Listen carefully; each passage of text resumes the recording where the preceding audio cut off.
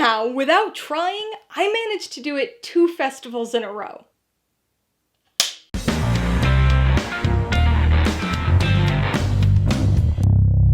Hey everybody, welcome to Mainly Movies. Today I'm going to be ranking all 54 movies I watched at the 2025 Sundance Film Festival. So I have attended and covered Sundance as accredited press for 3 years now, and have seen some really excellent films in that time. Sundance itself is interesting, and unlike any other festival I go to from an atmosphere standpoint. I think there's something about being isolated in this mountain town with a whole bunch of other film critics in the middle of winter that it ends up feeling just so different from other festivals, like TIFF, which I go to every year as well. As with every festival and every year, one of the most difficult things about attending Sundance is deciding which of the 100+ movies to see. The festival's only 11 days long, and between scheduling conflicts and actually securing tickets, a lot of planning goes into making my schedule. But I always make a point to try to see a wide variety of films and to watch as many as I possibly can while I'm there. Between P&I screenings, public screenings, the ever-helpful online screening period during week 2, and a handful of additional online screeners from publicists, I had my most prolific Sundance ever, watching a total of 54 movies, which just so happens to completely coincidentally tie the 54 movies I watched at TIFF this past September. Now obviously that's a lot to watch, but it's even more to cover and write reviews for. I always try to review as many of these movies as I can, but there's only so much time in the day and so many spots in my review schedule. So inevitably, there are a number of these movies that I don't get a chance to fully review. I know that people have been really interested in some of these unreviewed movies in past years, so like I did with TIFF this past year, I really wanted to make a point of actually talking about each film, even if it's only very briefly. So that's why I'm really doing this ranking. I should note that it's incredibly hard to find a way to rank big budget dramas, experimental horror films, and foreign documentaries on the same scale. So the specific order of much of this list, especially once we get past the top 10 or 15 movies, isn't really set in stone for me. But I did my best, and I think it accurately reflects my feelings overall. Remember, this is just my ranking, not the ranking, so be sure to post your own personal ranking of the 2025 Sundance movies you saw in the comments below.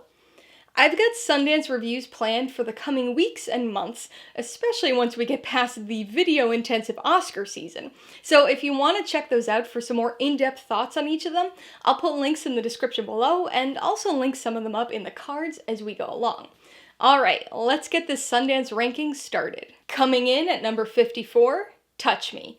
Unlike TIFF last year, there are more than a handful of movies that I disliked here at Sundance. Compared to 50 of 54 TIFF movies getting 3 paws or better, only 41 of 54 Sundance movies got the same rating, and a couple of those were generous 3 paws. But we're way down in the 54th spot here right now with a generous 1.5 paw rating. Directed by Addison Hyman, Touch Me is a wild and weird sci-fi horror comedy fever dream that was part of the Midnight program. It's a bit hard to describe, but basically it's about a woman who runs into her ex, whom she's convinced is an alien, and he invites her to come spend the weekend at his house. She's bizarrely drawn to him, despite a negative incident in their past, but decides to go, bringing along her snarky, codependent friend, and they are both subjected to a strange series of events and advances while there. This is a bizarre horror comedy that wears its influences on its slimy, tentacled sleeve. Weird doesn't even begin to describe this movie, and although the themes that it explores are worthwhile, and the humor so absurd at times that it's impossible not to be entertained, this still remains a poorly paced and completely scattershot film. I actually saw this at the premiere, and audience reactions were very mixed. There were some people right next to me who were really into it and laughing the whole time, so this will definitely have its fans, but there were also quite a few walkouts, and I can completely understand why. Coming in at number 53, By Design. Directed by Amanda Kramer, this is a body-swapping drama of sorts that sounds far more interesting than it actually is. Juliette Lewis plays a woman who, while shopping with her friends, becomes obsessed with a chair. After returning the next day to buy it, she discovers it's been sold and doesn't take that news very well. While saying goodbye to the chair, she inexplicably switches bodies with it. or swaps consciousness with it, if you will. It's an incredibly weird and surreal concept for a movie, which held some potential, but the belabored metaphors, offbeat, quirky presentation, and aimless, pseudo-intellectual philosophizing really grate here. This film is excruciatingly slow and dull, an exhausting exercise in audience endurance. I saw this during the online portion of the festival, but I can only imagine how many walkouts there were from the P&I screening. Coming in at number 52, April. So this movie was a little bit of an outlier, as one of only 2 films in the Spotlight program this year. What this means is that the film previously premiered at another festival back in 2024, in this case at Venice. Directed by Dia Kolombekashvili, this Georgian film, the country, not the state, focuses on an OBGYN in rural Georgia who helps her patients by performing covert illegal abortions. This sounded like an interesting topic, and the film was basically universally acclaimed at Venice, so I was really looking forward to checking this one out, but man was this a disappointment. I'm sure I'm going to be the only person who puts it this low in a ranking, but this was such a slow and boring film that takes on this weirdly artsy visual metaphor that's just so bizarre and out of step with the rest of the movie. Despite some very worthwhile themes and occasionally beautiful landscape cinematography, April is an absolute slog of a film. Composed primarily of tediously long static shots, there's barely enough plot and character work here to fill a short, let alone a 134-minute long feature. This was my last in-theater movie of the festival, and the only one I saw at the Egyptian this year, so at least I had some interesting decor to look at. Coming in at number 51, Bunnylovr. The first film I watched during the online portion of the festival, this was a drama written by, directed by, and starring Katarina Zhu in her directorial debut. This film tells the story of a cam girl who finds herself being made very uncomfortable by one of her clients, whose bizarre and toxic requests start to really affect her. Simultaneously, she finds herself trying to reconnect with her estranged and now dying father. In addition to Shu, this stars Austin Emilio, who's a little too good at playing a creep, and also has a small role for Rachel Sennett, playing her usual type of character. Bunnylovr is perched right on the precipice of developing into an interesting thriller, but never takes the plunge, instead plodding along in an uncomfortable and dull manner. With a fairly aimless story and drifting themes of validation, there's just not enough here to justify a feature-length film, even one that's only 86 minutes long. Coming in at number 50, Lose.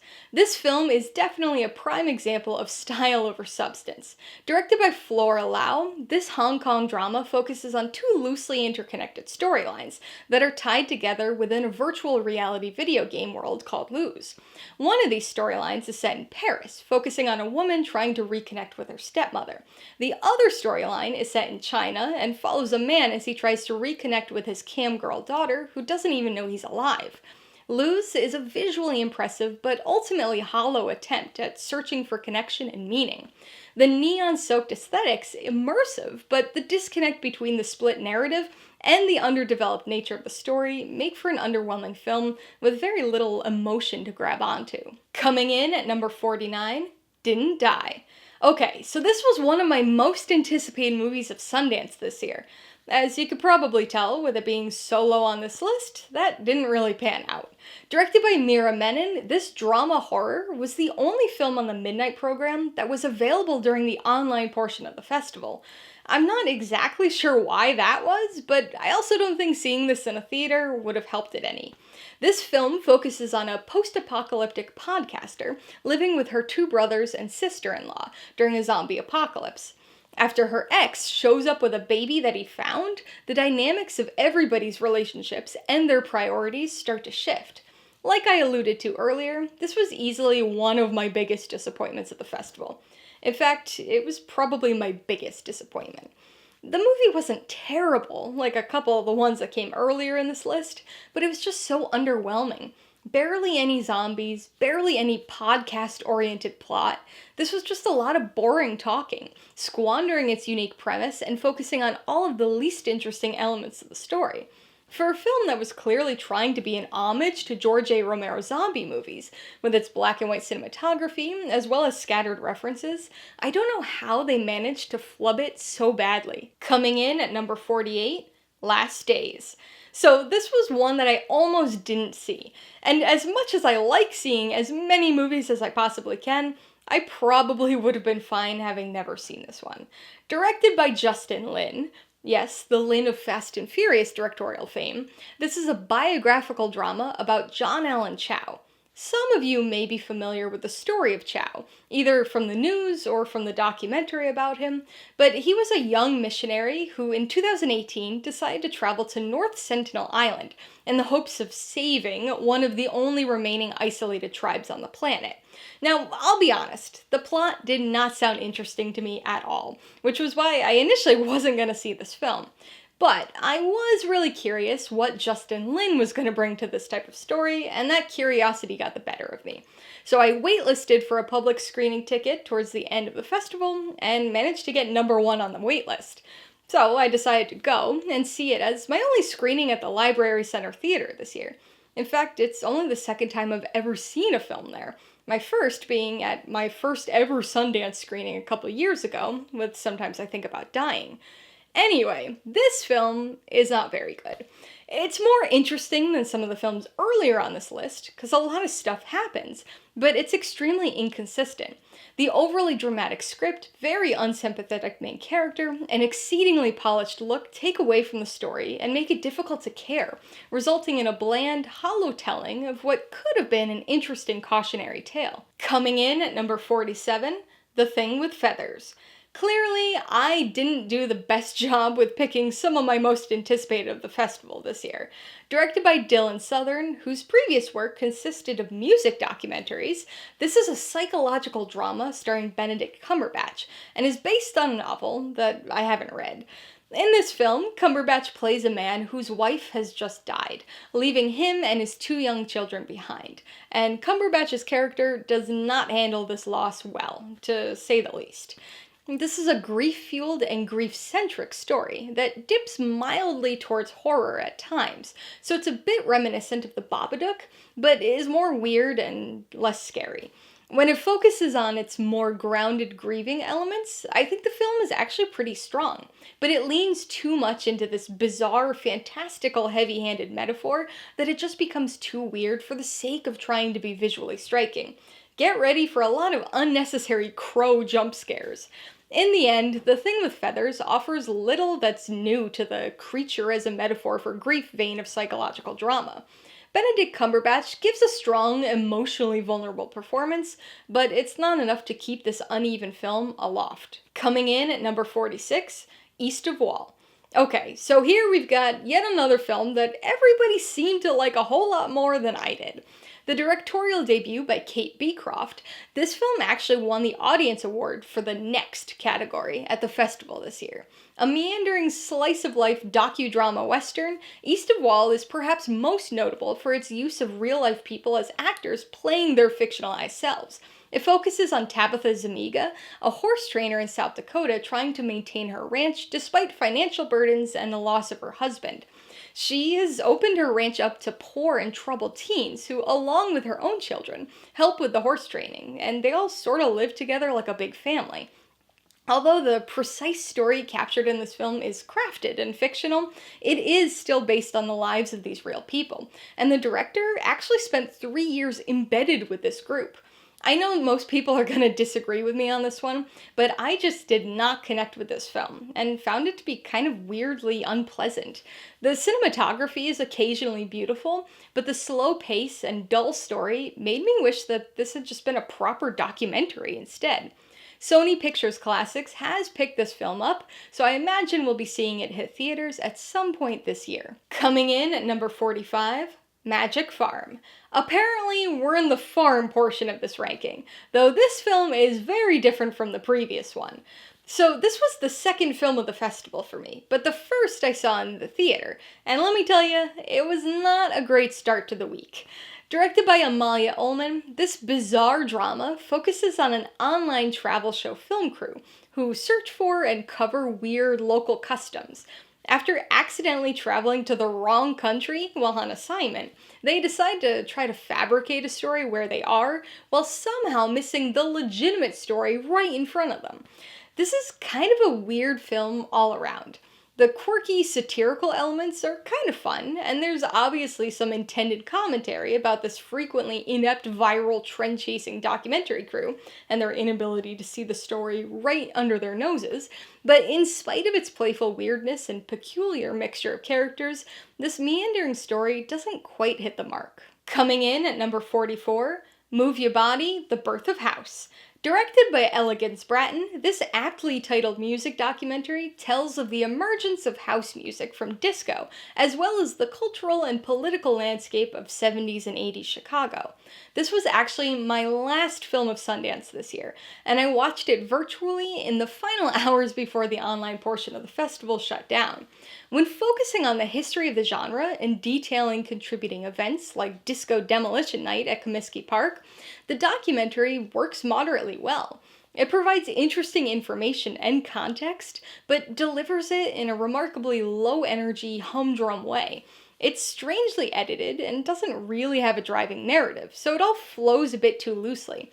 There are lots of talking head interviews with early house artists like Vince Lawrence, which does add a bit of a personal touch to everything, but I've gotta say, a lot of the interviews trend towards being kind of mean-spirited and grudge-filled, with quite a few people just talking crap about other people and record companies.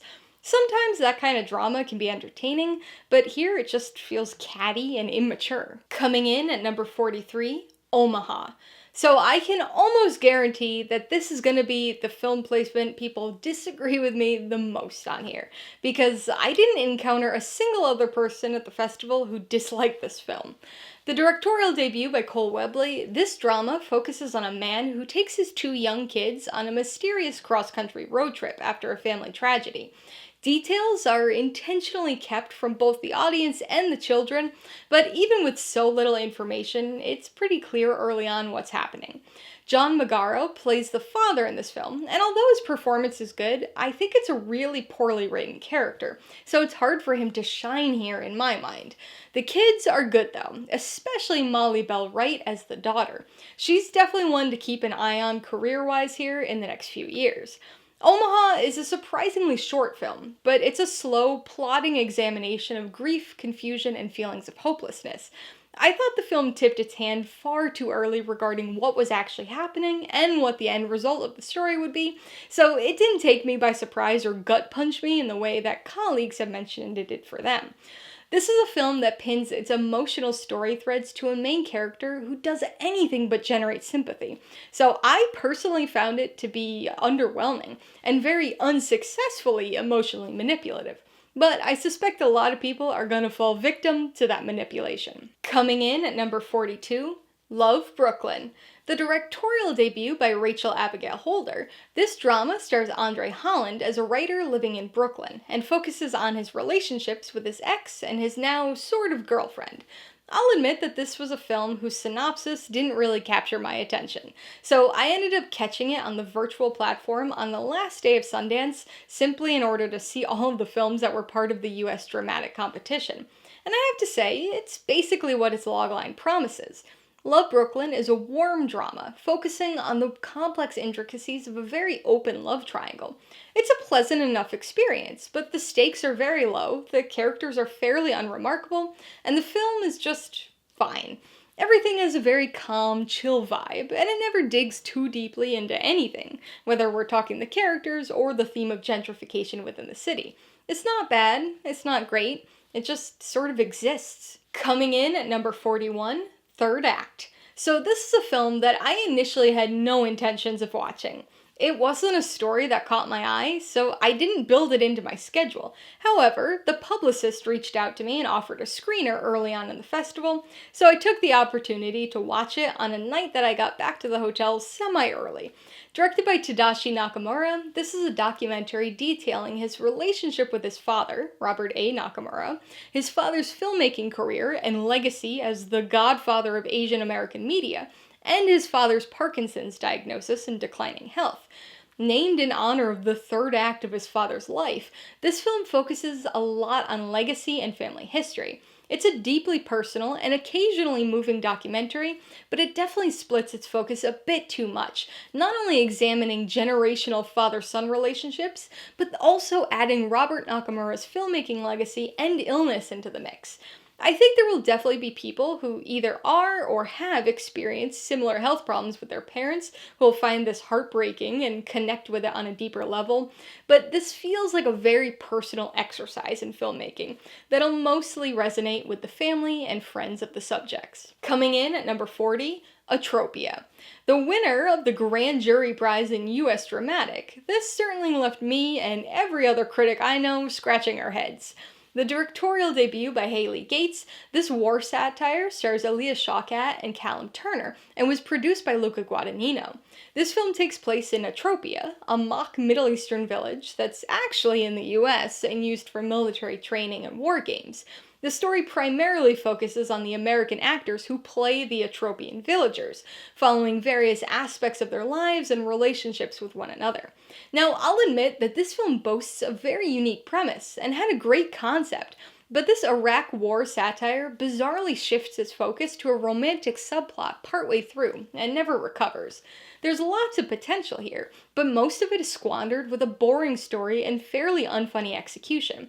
There is a fun little cameo partway through, but this was a disappointment overall, and I have no idea how it won over some of the other films in this category. Coming in at number 39, Sauna. So here we've got another film that I initially had no plans to see, but added to my virtual schedule on the final day while trying to make my way through the World Cinema Dramatic category. Directed by Matthias Brøm as his directorial debut, this Danish romantic drama focuses on Johan, a gay man who frequently engages in casual relationships. After unexpectedly pairing with William, a trans man on a dating app, Johan finds that he likes having a deeper romantic connection with somebody, but struggles to understand some of William's thoughts and desires, and ends up frequently making a mess of things. So I found this to be a very frustratingly mixed film. The trans representation and approach to the story were both positives, as was the chemistry between the lead actors, but this is a movie full of exasperating character choices as well as a tediously repetitive script. Coming in at number 38, The Virgin of the Quarry Lake. Directed by Laura Casabe, this supernatural coming-of-age story was another film that was part of the World Cinema Dramatic competition, this time a joint Argentinian, Mexican, and Spanish production. I actually received a screener for this film and watched it early on in the festival, so I ended up seeing it before its premiere. Set in 2001 Argentina, this story follows a group of teenage girls and their mutual crush on a boy named Diego. When things with Diego don't work out as planned, one of the girls digs into local folklore and things take a dark turn. So this film offers up kind of an interesting mix of concepts and genres. It's an ominous dark fantasy disguised as a 2000s coming-of-age teen drama. Jealousy, curses, and dark omens abound in this provocative tale, but it never quite manages to pull all of its ideas together in a satisfying way.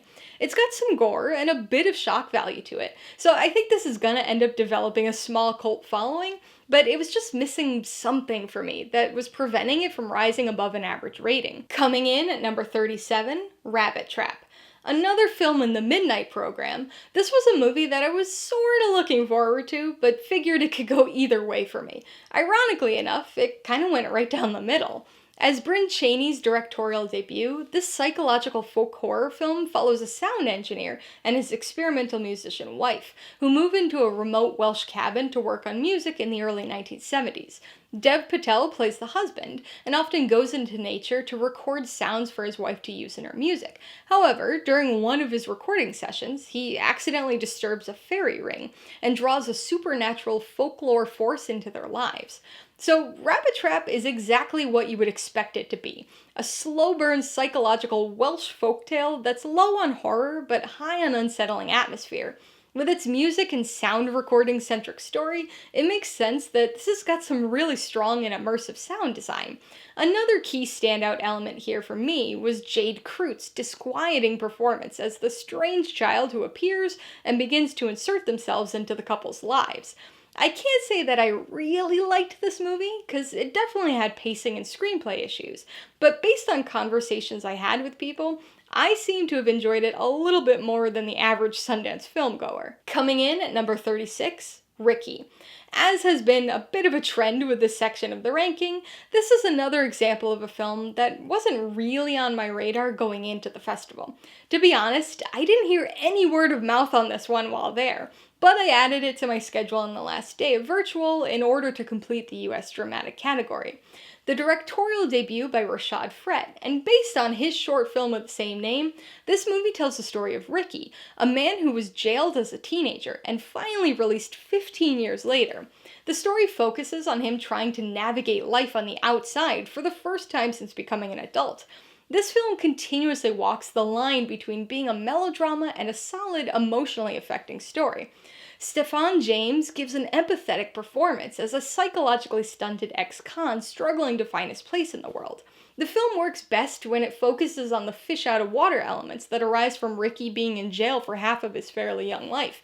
Him not knowing how to use a cell phone or how to drive a car. But the story pivots away from that kind of stuff, escalating a little strangely in the third act, with an unlikely series of unlucky events. It's not bad or anything, it just feels like it loses track of its emotional thematic core along the way. Coming in at number 35, How to Build a Library.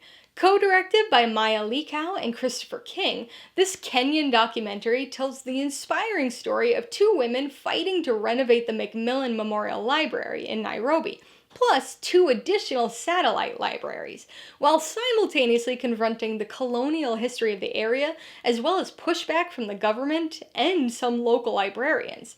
I have to admit, I had higher hopes for this documentary than it actually lived up to.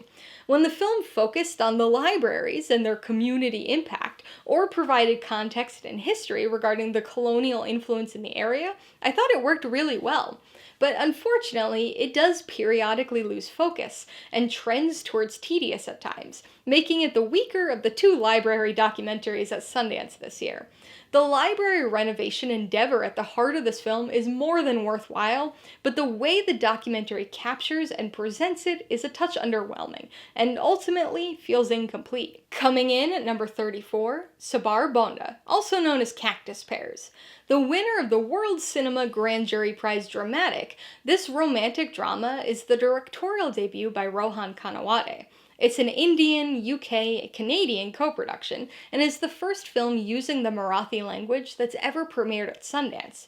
Following a death in the family, a man returns to his rural hometown to grieve and reconnects with a childhood friend in the process, only to find that this connection develops into something more romantic.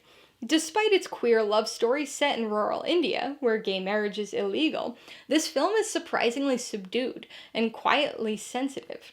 It's a tender and deeply personal story of mourning, reconnection, and acceptance.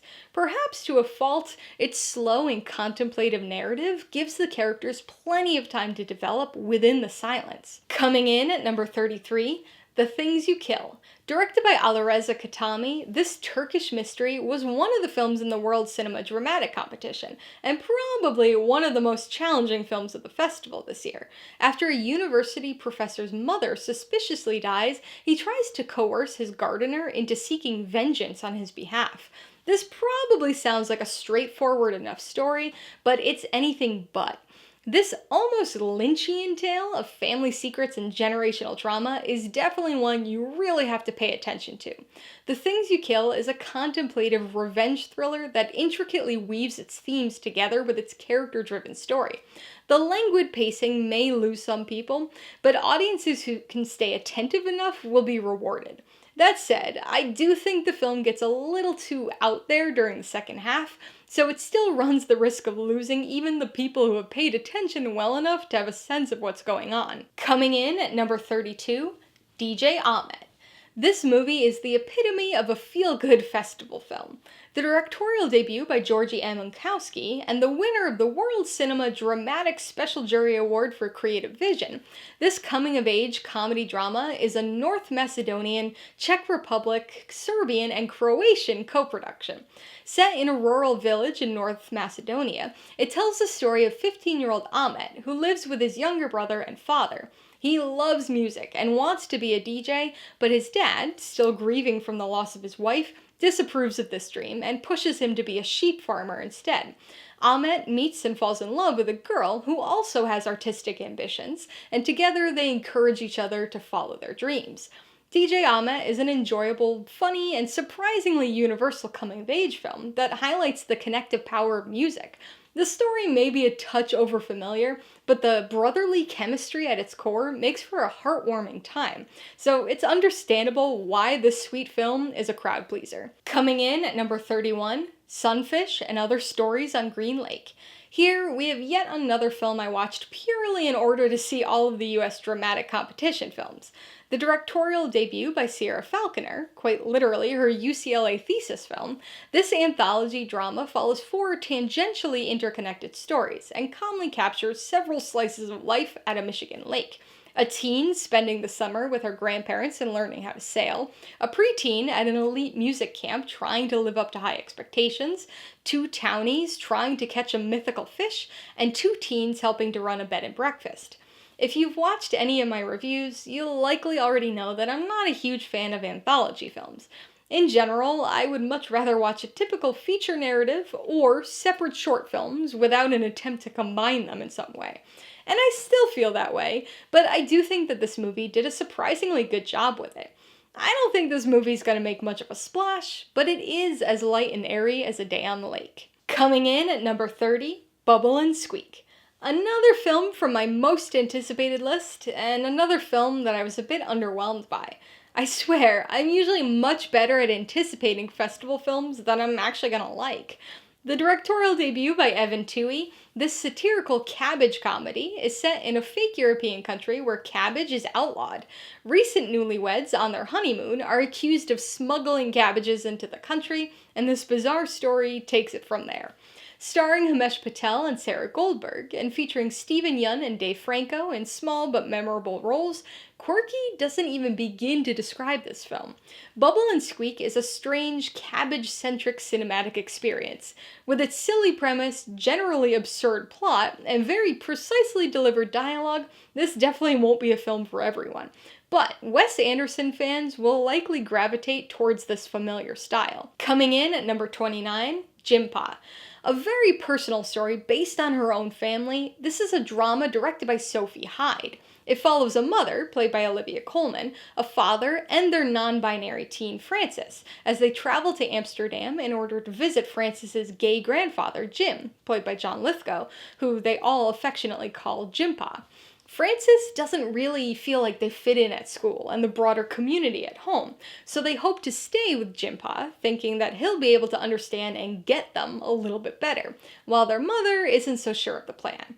Jimpa is a heartfelt and earnest multi-generational family drama, without conflict, exploring family dynamics, identity, and acceptance. There are strong performances all around here, but the film runs a bit long, coasting purely on its emotional impact by the end. Coming in at number 28, Two Women. You usually think of Sundance as being a place where original films debut, but this is actually the first of 3 remakes on this list. Directed by Chloe Robichaux, whose previous film, Days of Happiness, I watched at TIFF in 2023, this sex comedy drama is a remake of the 1970 film Two Women in Gold. In this story, 2 neighbor women become friends and eventually encourage each other to engage in affairs with plumbers, cable guys, and an assortment of other handymen. Despite being a remake, Two Women was a breath of light, fresh air after all of the dramatic heaviness of most of the films I saw at Sundance. It's a fairly sex-positive sex comedy that remains quite entertaining despite feeling a bit scattered at times, and sort of losing steam by the end. Honestly, I'm kind of surprised I didn't hear any word of mouth on the ground about this one, so I'm just lucky I decided to watch it virtually at the last minute. Coming in at number 27, Opus. Even though I don't technically rank my most anticipated films for the festival, if I had to pick one, Opus was probably my most anticipated. And as you can clearly see, my trend of poor picking continued. This midnight program thriller is the directorial debut by Mark Anthony Green, and follows a young journalist after she's invited to the culty compound of an eccentric former pop star trying to promote his new album. Surrounded by creepy sycophants and jaded journalists, she's the only one who senses that something might be a bit off about the situation. With an intriguing premise and setup, Opus opines on fandom and celebrity worship, but never fully capitalizes on its thriller potential. The pacing and script are all over the place, but at least John Malkovich is as entertainingly eccentric as one would expect. He really hams it up here, and clearly had a lot of fun filming, even if it's a bit over the top and weird at times. I still had a decent time with this film, and I'm looking forward to checking it out again, but it could have been so much better if the screenplay had undergone a couple more rounds of revision. A24 had already secured distribution for this one prior to Sundance, so this is set to release in theaters on March 14th. Coming in at number 26, Kiss of the Spider-Woman. The second of 3 remakes, this musical romantic political drama was directed by Bill Condon and had an interesting journey to the screen. Based on a stage musical, which in turn was an adaptation of the 1985 film, which itself was an adaptation of a 1976 novel, this is by no means an original story at this point. Set in 1981 in an Argentinian prison, Molina, a gay hairdresser, and Valentine, a political activist, are placed in a cell together and form a friendship, initially bonding over Molina's retelling of a musical featuring his favorite movie star, played by Jennifer Lopez. This movie continually cuts between its dire prison story and the world of Molina's favorite musical, in which he envisions himself and Valentine playing certain characters. Blending big musical numbers with political drama and character moments, Kiss of the Spider-Woman uses its unique structure to tell a story about revolution, identity, and courage.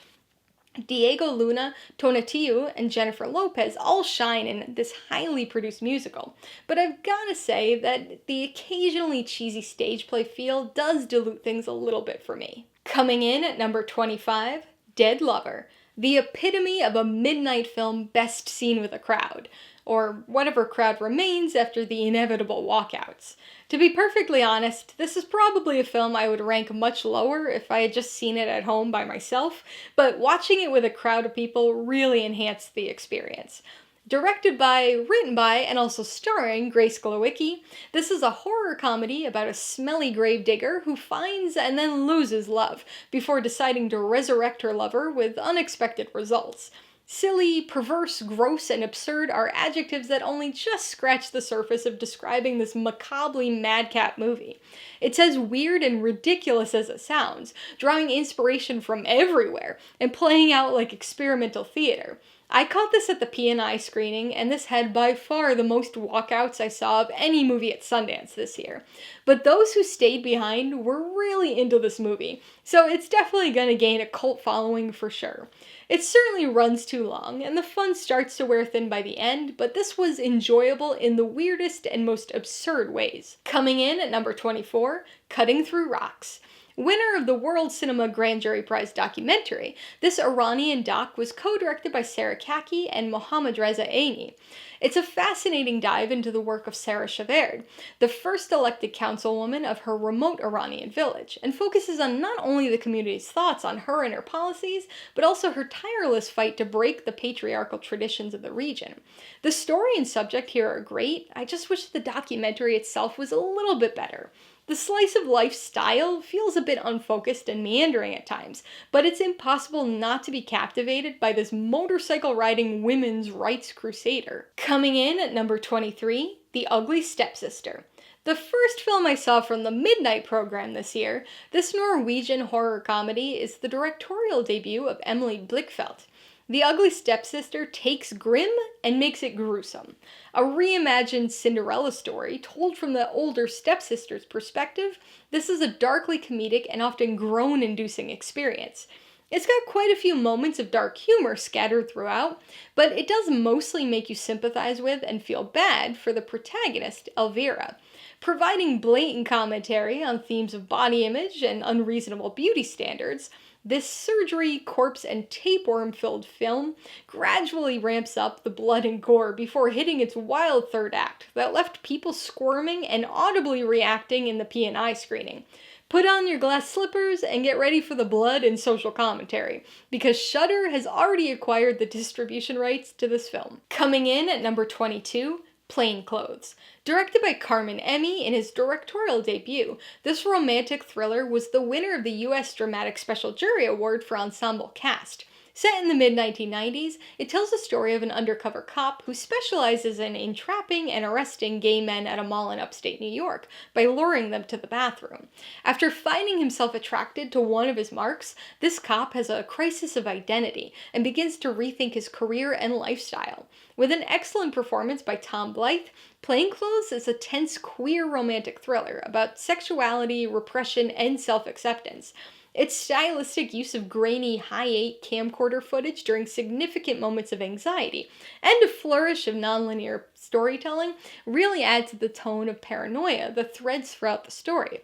I do think the stylistic choices here were a touch overdone, but this was a pleasant surprise, as one of the many films I added to my schedule in the final days of the online portion of the festival. Coming in at number 21, Zodiac Killer Project. Well, we've got another film here from my most anticipated Sundance list, but we've finally come across one that I actually genuinely enjoyed. This one's directed by Charlie Shackleton, who is perhaps best known for his 10-hour-long documentary about paint drying, whose Letterboxd page has become a hub for personal mental health updates in the form of reviews by thousands of members. Despite sounding like this new film could be part of the Midnight program, it actually premiered in the Next category. So this film is a documentary about a never-made true crime documentary about the Zodiac Killer. Years ago, Shackleton was in the process of working on the original documentary at the heart of this one, before the rights fell through on the book he was using as its basis. So in this film, he walks us through exactly what his original documentary would have entailed, talking us through the reenactments that there would have been, showing us the locations all of these scenes would have been filmed at, and even using clips from other true crime documentaries and shows to show us exactly the vibe he would have gone for at any given point in the film. Zodiac Killer Project is an extremely interesting exercise in filmmaking. Less about the Zodiac Killer investigation, and more a spotlight on the true crime genre. This documentary describes a never-made documentary, poking fun at genre tropes while simultaneously exploring what could have been, and what probably never was. Coming in at number 20, Where the Wind Comes From. So this one was actually my first film of the festival this year. I had received a screener from the publicist and ended up watching this during the morning of the first day of the festival prior to my first P&I screening that afternoon. The directorial debut by Amel Gouliadi, this Tunisian coming-of-age comedy drama competed in the World Cinema Dramatic category. It tells the story of two friends with vastly different personalities going on a road trip in order to take part in an art contest in the hopes of starting a new life in Germany. Now, I'll admit it. This one initially only caught my eye because the main character shares my name. I know that sounds like a dumb reason to want to watch a movie, but my name isn't that common in movies, so it intrigued me. But Where the Wind Comes From ended up being a wonderfully realized coming-of-age road tale, focusing on two young Tunisians trying to overcome the pressures of expectations and deathbed promises in order to find their place in the world. Youthfully funny and universally relatable, even beyond the main character sharing my name, this was an immensely pleasant surprise for me, and a great way to kick off the festival. Coming in at number 19, Reigns Over Babel. This was a movie that I almost didn't watch in the theater. The P&I screening didn't fit into my schedule, but it was one of the films that was gonna be available virtually in the second week of the festival, so I fully intended to just watch it online then. However, I managed to snag a ticket to one of the public screenings, my only screening at Redstone Cinemas this year, and I am so glad that I did, because this was a visual treat to see on the big screen. Not to mention the fact that I was also treated to a live drag performance during the credits. Definitely wouldn't have gotten that experience online. The directorial debut by Gala del Sol, this Colombian fantasy drama is a fairly difficult to define film. Inspired by Dante's Inferno and an amalgamation of other influences, this film focuses on a group of young people who converge at a bar, each with their own specific goals. One trying to save their soul, one trying to buy back their soul, another being forced to collect souls. Admittedly, the screenplay is a little convoluted and could have used some more work, but this was an extremely entertaining and weird film with great directorial vision, production design, and even a silly talking lizard. Reigns Over Babel is a wild, retro-futuristic tropical punk ride to purgatory and back, and this heavily stylized film just absolutely oozes colorful cool and wicked weirdness. Coming in at number 18, If I Had Legs, I'd Kick You. This was a film that intrigued me based on its name alone, and although I really had no idea what to expect from it given that name, what this movie actually wasn't anything I would have anticipated. Directed by Mary Bronstein, this is a dark comedy drama about a woman whose life is crumbling around her. She's got a very sick daughter, a husband who's away for work, a house that's literally falling apart, and an assortment of issues at work. Everything is just piling up on her, making her second guess every life and parenting decision she's ever made. If I Had Legs, I'd Kick You is an immensely stressful dive into the life of a woman in doubt. Constant yelling and increasingly nerve-wracking scenarios keep the characters and audience in a state of heightened anxiety throughout the entire runtime. Rose Byrne gives a perhaps career-best powerhouse performance here, and surprisingly subdued performances by Conan O'Brien and A$AP Rocky are also standouts. A24 has now picked up the distribution for this film, so we could probably look forward to a theatrical release at some point later this year. Coming in at number 17, Sly Lives, aka The Burden of Black Genius. Speaking of releases, this Questlove-directed music documentary has actually already been released on Hulu. Sly Lives offers a compelling portrait of Sly Stone, the musical innovation he championed, and the lasting inspirational legacy of his music. The quick rise and long descent of Stone's career might surprise and slightly depress people, and I'm not sure if this documentary will be quite as interesting to those unfamiliar with Sly and the Family Stone or Sly's other work. The film features a lot of compelling archival footage and interviews with people who were involved with Sly or the band back in the day, but I will say that some of the interviews with modern musical artists aren't quite as interesting, and the questions and commentary on this idea of black genius come across a bit forced and flat. It was clearly meant to be the central thesis of the documentary. It just seems like the documentary naturally took shape in a slightly different way, but then still had this thesis shoehorned into it. Sly Lives is certainly a bit more conventionally structured than Questlove's previous documentary, Summer of Soul, but the energetic editing and cultural impact exploration ensures that it remains engaging throughout. Coming in at number 16, Brides. I know I've talked about a lot of instances of movies I was anticipating, but ultimately underwhelmed by, but here we've got a film that I had completely discounted coming in, and was so pleasantly surprised by. The directorial debut by Nadia Fall, this coming-of-age comedy drama focuses on two teenage girls who run away from the UK to Syria in order to join ISIS as child brides. That obviously sounds like a really weird combination of things, and as I said, was not a premise that sounded interesting to me at all. But while trying to round out the World Cinema Dramatic category, I took a chance on it during the online portion of the festival as my second to last film, and really enjoyed it. Brides offers an interesting blend of ideas and tones. What starts off as a funny coming-of-age buddy road comedy evolves into something obviously much darker, all the while exploring themes of friendship, radicalization, and self-discovery.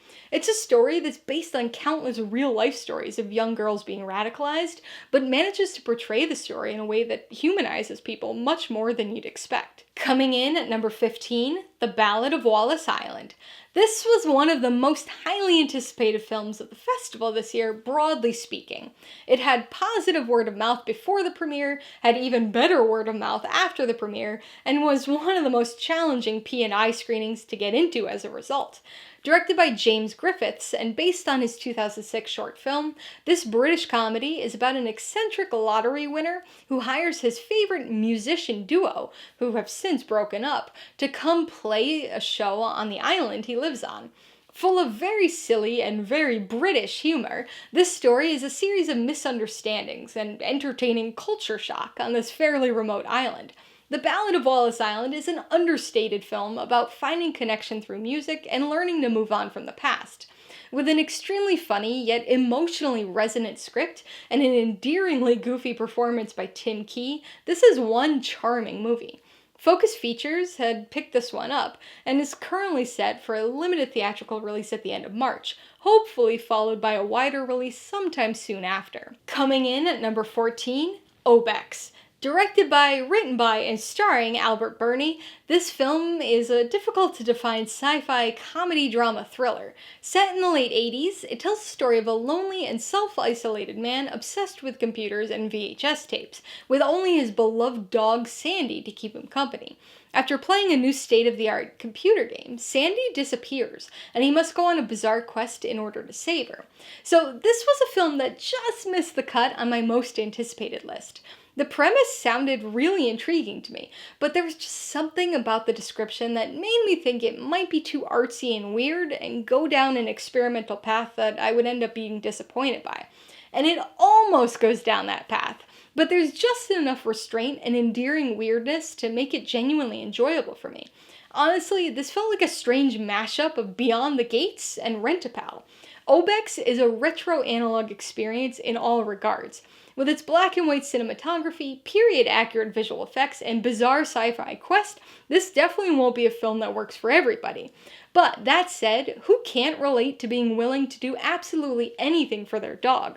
Oscilloscope has picked this film up, but plans for a release haven't been announced yet. Coming in at number 13, The Legend of Ochi. So if there was any film premiering at Sundance this year that you had already heard of, this was probably the one. The directorial debut by Isaiah Saxon, this family fantasy adventure starring Helena Zengel, Willem Dafoe, Emily Watson, and Finn Wolfhard, was one of the final originally scheduled P&I screenings of Sundance this year, and the only film in the family matinee program. Though I will say, this movie gets a bit intense at times, so its classification as a family film is kind of on the edge. It tells the story of a remote village in which people have been taught to be fearful of creatures known as Ochi, which are believed to only come out after dark. After a wounded baby Ochi is left behind following a hunting party, a young girl defies her family to embark on a dangerous mission, determined to reunite the baby with its family. A24's first foray into family films, The Legend of Ochi channels Amblin family adventures of the 80s with the added inspirational touch of Studio Ghibli. The pacing definitely drags a bit in the middle, and the emotional beats are a little rushed towards the end, but the sweeping score and incredibly cute, practically puppeteered Ochi make this film more than worthwhile. This movie was originally scheduled for a February 28th theatrical release, but that has since been pushed back to April 25th. Coming in at number 12, Marlee Matlin, Not Alone Anymore. The directorial debut by Shoshana Stern, this was one of the documentaries that certainly caught my eye when looking at the Sundance schedule. Authentic in both presentation and story, this doc is a reflective and candid look at not only Marlee Matlin's trailblazing career, but also the lasting impact she's had on Hollywood, accessibility, and beyond. This film provides some insight into her younger years, but obviously spends a lot of time on her historic Oscar win for Children of a Lesser God and the immediate follow-up period. Featuring lots of interviews, including many with Matlin herself, this film is interesting in the sense that it never uses interpreters outside of the archival footage. Instead, the majority of these interviews are conducted purely in American Sign Language and are subtitled.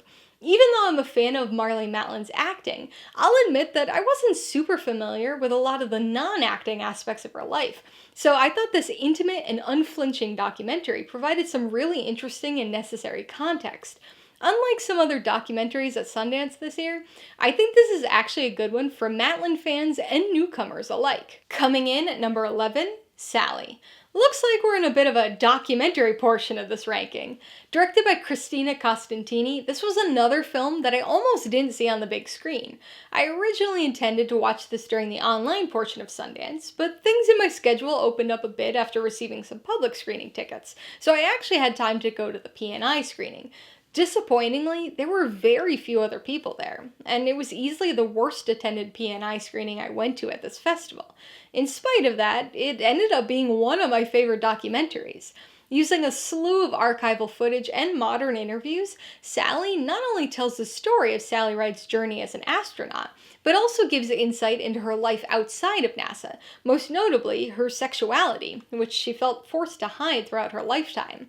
This documentary provides a really compelling look into her personality, and exactly what went into her becoming the first American woman in space. But it also provides a lot of insight into just how much of herself she was withholding from the public. The film makes the case that much of what she was hiding was out of fear, but I'm not really sure if I buy into that conclusion, considering everything else the film shows us. Personally, it seems to me that Ride withholding elements of her personal life was more intentionally sacrificial rather than something done out of fear. It was a way for her to continue doing the important work that she loved, and to continue to be regarded as a role model for so many young people during a time when coming out would have negatively affected that, as she had seen happen to her friend Billie Jean King. So I wasn't a huge fan of the documentary taking that sort of concluding angle, but the rest of it was really interesting. Coming in at number 10, Rebuilding. Well, we've finally hit my top 10 of the festival, and I've gotta say, this lineup is much different than I would have expected heading into the festival. Directed by Max Walker Silverman, Rebuilding is a drama that certainly had a lot of buzz around it coming into the festival, but I've gotta admit, this was not one I was looking forward to. I had it on my schedule from the start, but sort of begrudgingly, knowing it was this highly anticipated film I'd inevitably be expected to cover. But man, was this a good movie! After a wildfire tears through a ranching community, a man finds himself living in a temporary trailer at a FEMA site after his ranch and nearly everything he owns burns. When his young daughter begins to visit him, together they find a new sense of community with others who have lost everything due to the fire. Rebuilding is an exceptionally timely story of hope and beginning again. With its incredibly moving post-wildfire tale, this film tells the story of finding connection and community in the wake of tragedy. Josh O'Connor gives a quiet and subdued, yet powerful performance, and Lily LaTorre also gives a standout performance here as his daughter, Callie Rose. I found that this film had a very Nomadland feel to it at times. It's reserved and sad, but retains a hopefulness. It feels very authentic in its story and characters. Coming in at number 9, 2,000 Meters to Andriivka. From Mieczysław Chernov, the director of the Oscar-winning documentary 20 Days in Mariupol, this Ukrainian film is an immersive and harrowing war documentary that puts us right on the front lines of the Ukrainian counteroffensive.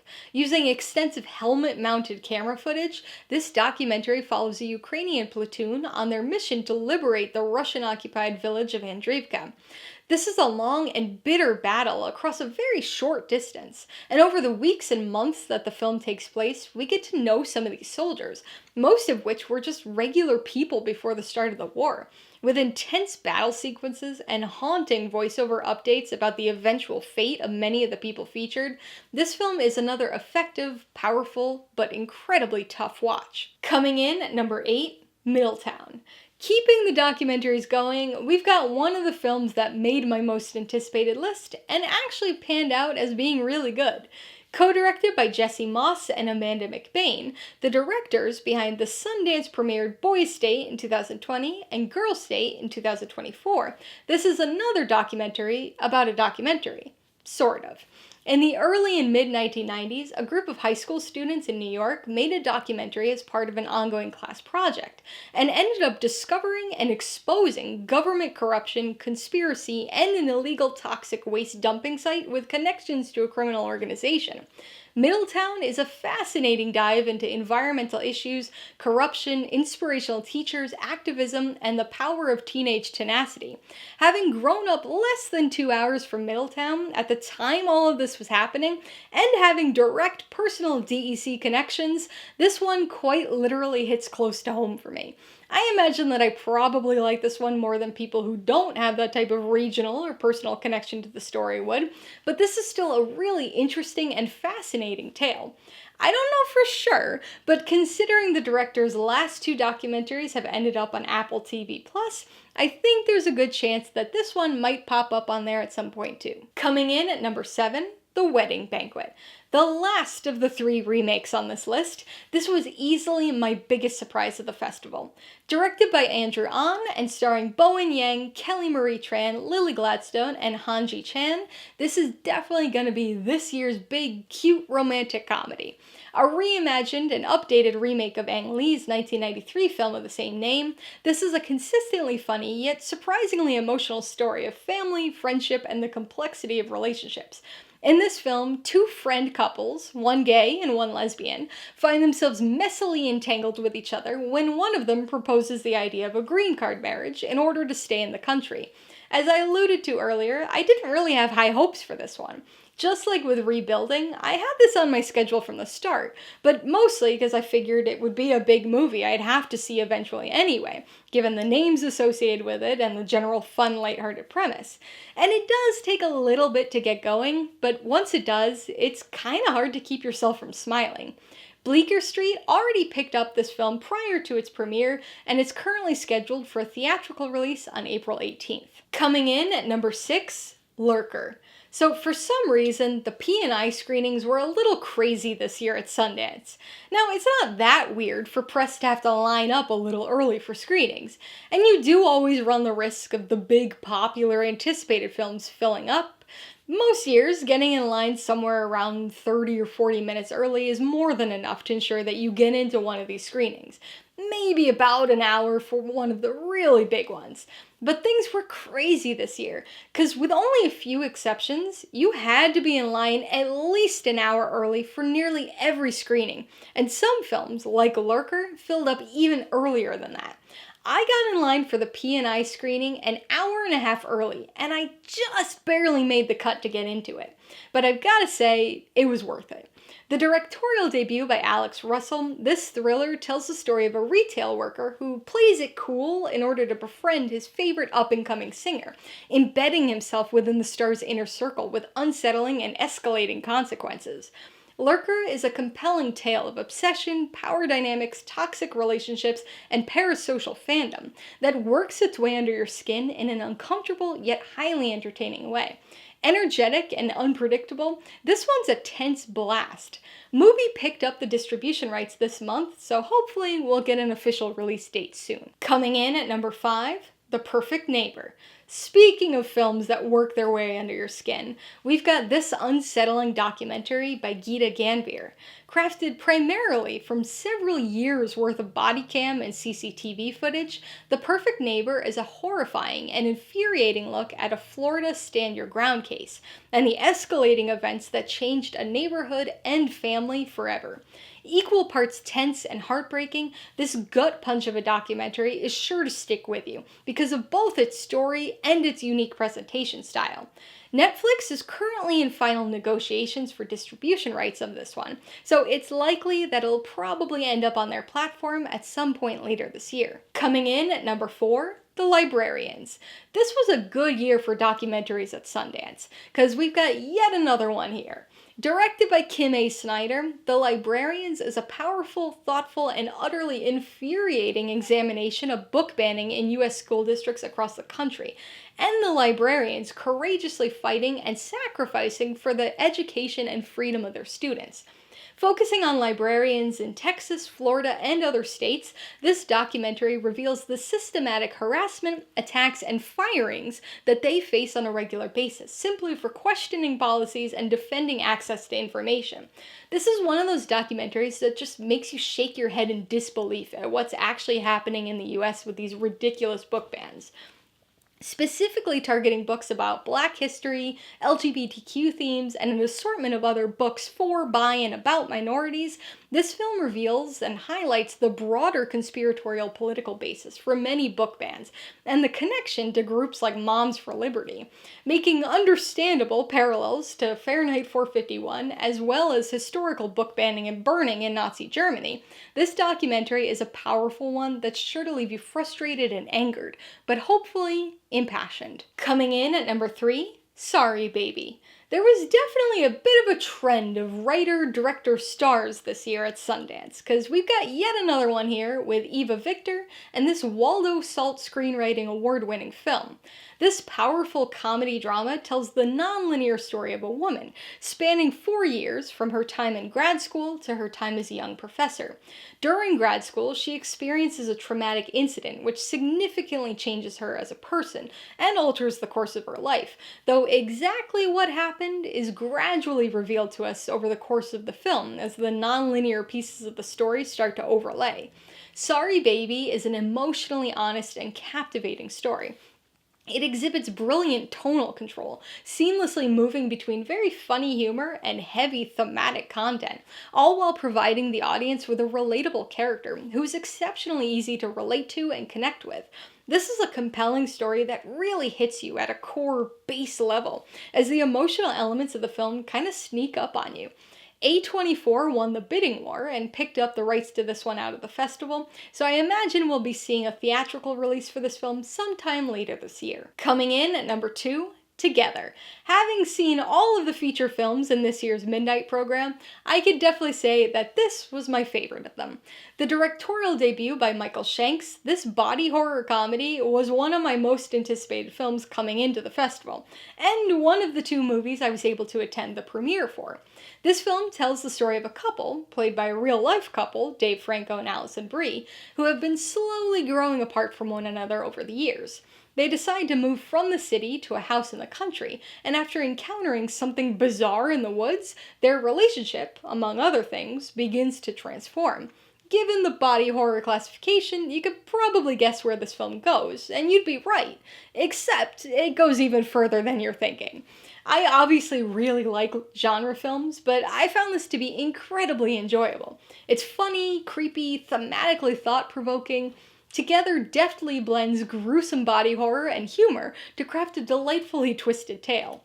Utilizing grimace-inducing practical effects and Franco and Brie's inherent chemistry, this story explores relationship codependency in a way that's sure to get under your skin. So that means my number 1 Sundance 2025 film is Twinless. So I did expect to like this movie, but I had no idea I was going to like it this much. It was on my planned schedule from the start, but it didn't even make my most anticipated list. Directed by, written by, and starring, of course, James Sweeney, this dark comedy drama won not only the Audience Award for U.S. Dramatic, but was also the winner of the U.S. Dramatic Special Jury Award for Acting, given to Dylan O'Brien. This film tells the story of a man whose twin dies unexpectedly, and he finds himself really struggling as a result.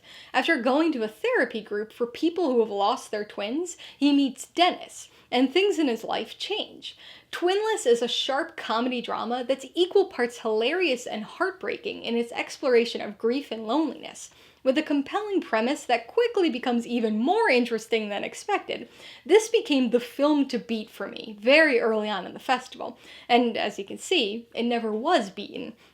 Along with Sorry Baby, this film featured one of my favorite screenplays at the festival, and I am so glad that I decided to go to the P&I screening rather than wait to watch it on the virtual platform in the second week like I originally intended, because this was one of the films that caused all of the drama, having been taken down from the virtual platform early as a result of people illegally sharing clips online. That's a whole other topic for discussion, but I can't wait for this film to get a theatrical release. Not only for all of those people who didn't get a chance to see it after it got pulled, but also so I can watch it again. Alright, so that's my ranking of all 54 movies I saw at Sundance 2025. Which of these movies are you most looking forward to seeing? And which of these do you want me to do a full review for? Be sure to let me know in the comments below.